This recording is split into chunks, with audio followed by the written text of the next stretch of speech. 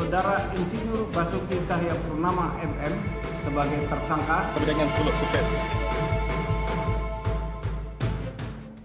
Kembali di The Headlines, tren elektabilitas Basuki Cahayapurnama sudah stagnan pada bulan Agustus lalu. Sekarang, tren elektabilitas Ahok Jarot bahkan menunjukkan penurunan.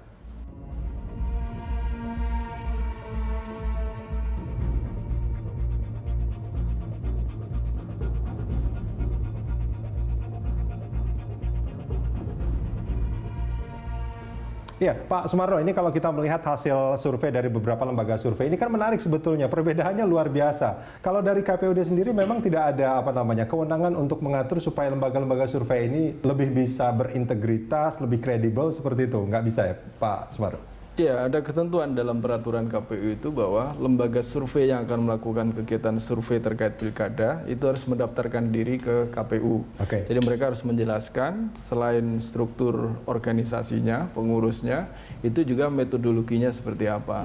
Kemudian juga pembiayaan survei itu bersumber dari mana. Kemudian juga berapa banyak misalnya kalau survei responden yang diambil itu berapa dan kemudian kapan survei itu dilakukan.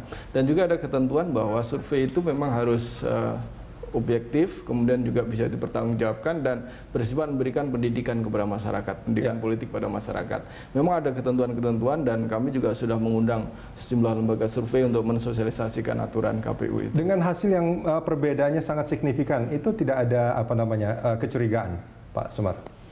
Ya, kalau ada laporan masyarakat, nanti KPU akan membentuk namanya Dewan Etik yang beranggotakan para ahli, akademisi, kemudian juga praktisi dan juga kemudian dari unsur KPU dan kemudian akan menyampaikan hasilnya, merekomendasikan hasil dari Dewan Etik itu kepada asosiasi lembaga survei. Jadi kalau ada pelanggaran-pelanggaran yang dilakukan oleh lembaga survei, maka nanti asosiasi akan memberikan sanksi. Kalau KPU tidak punya otoritas. Tidak punya otoritas ya? Tidak punya otoritas. Oke, ini kan menarik sebetulnya, Kang Gun-Gun, kalau kita melihat hasil poster itu kan dengan perbedaan yang signifikan. Orang kan banyak yang memahami bahwa hasil survei itu akan menjadi acuan juga bagi orang untuk memilih sebetulnya. Nah, ini gimana Anda melihat? Jadi gini, bagaimanapun yang namanya survei, termasuk survei pemilu, election survei, itu menurut saya kerja akademik harusnya, ya kan? Harusnya. Ini kalau ada harusnya kan berarti harus digarisbawahi itu. Dan itu biasanya pertaruhannya kredibilitas.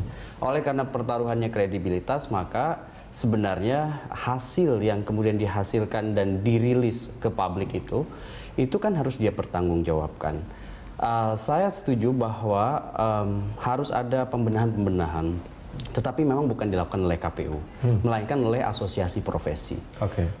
Contoh misalnya di kita kan ada 2 asosiasi profesi ya, terkait dengan survei opini publik, ROP dan persepsi. Dan mudah-mudahan sih mereka juga selalu kemudian memerhatikan teman-teman yang melakukan survei.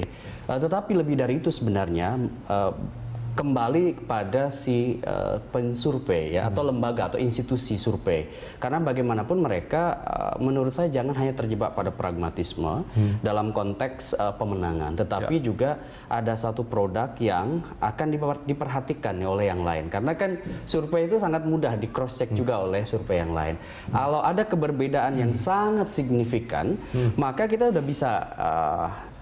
bisa kita prediksi survei ini apakah berbasis kerja metodologis atau sebenarnya lebih pada instrumen pemenangan. Ya, baik, meskipun ini memang kalau kita melihat dari hasil berbagai lembaga survei, Ahok Jarot memang turun, tapi kita lihat pernyataan dari Ahok berikut ini. Dan ingat 15 Februari pemilihan kami tetap ikut.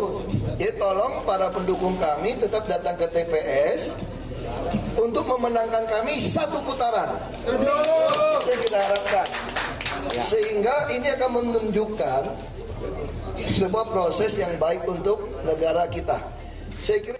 Oke, baik, luar biasa sekali kalau melihat optimismenya. Masih, kalau saya melihat hasil survei dulu, ini kan ada yang sampai 40% seperti itu. Sekarang banyak yang turun, tapi optimisme nampaknya masih tetap tinggi. 1 putaran, Mas Taufik Basari. Ya, kalau kami termasuk yang percaya dengan hasil survei ya, kita dari lembaga-lembaga yang kredibel tentunya, karena kita percaya masih ada beberapa lembaga survei yang memang menjalankan metodologi dengan baik, yang bisa dipertanggungjawabkan ya. Tentu kita juga memperhatikan survei-survei yang dilakukan oleh lembaga kredibel.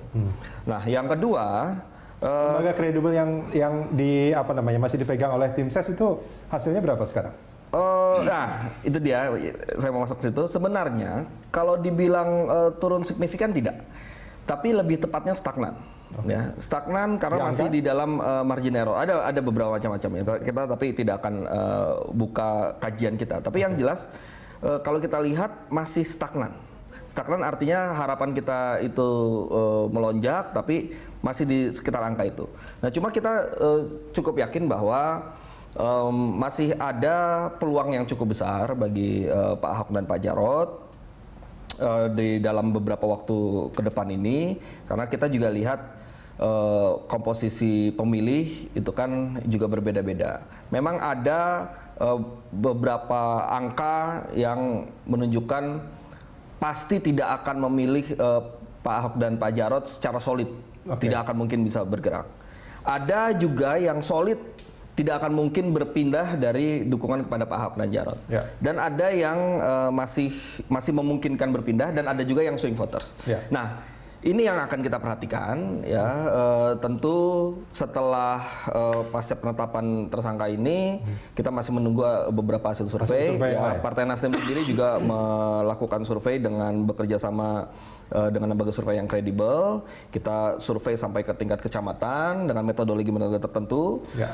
Mudah-mudahan bisa kita lihat nanti hasilnya dalam beberapa saat lagi. Oke, Mas Bas, ini kalau kita melihat hasil survei itu kan ada mereka pollster yang memang melakukan survei, tapi juga mereka menjadi konsultan.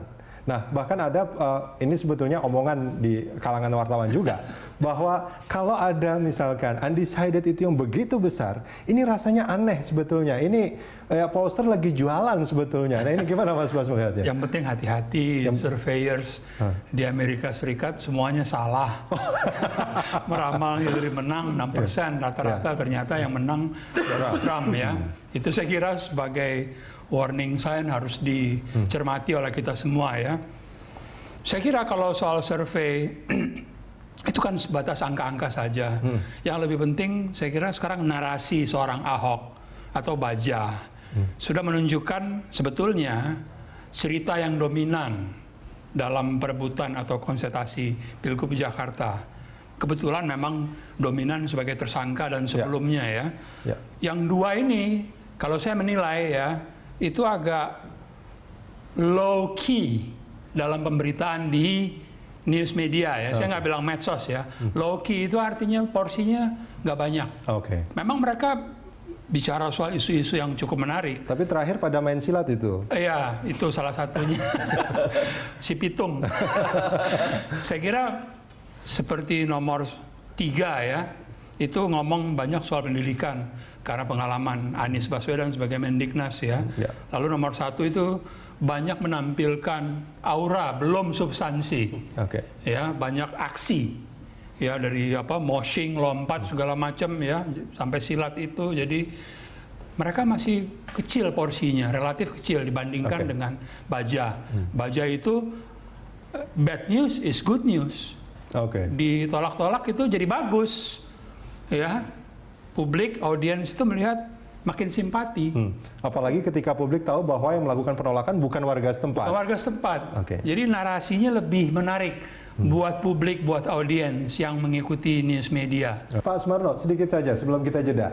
Apakah pollster atau survei lembaga survei yang banyak melakukan rilis ini itu semuanya terdata di KPU? Ada sebagian yang terdata, ada sebagian yang tidak. Sebagian yang tidak. Yang tidak ini kan sebetulnya menjadi pertanyaan kenapa dia motifnya sebetulnya kan? Ya mungkin memang belum mendaftarkan. Atau mungkin juga ada faktor yang lain, kita tidak tahu. Kenapa KPU tidak mengumumkan ini? Kita sudah umumkan lembaga-lembaga survei yang terdaftar di website KPU sudah ada nama-namanya, itu sudah bisa dilihat di situ. Baik Pak Sumarno, Mas Taufik Basari, Kang Gun Gun dan Mas Bas, kita jeda sebentar. Pemirsa jangan kemana-mana. The Headlines kita lanjutkan usai rehat berikut.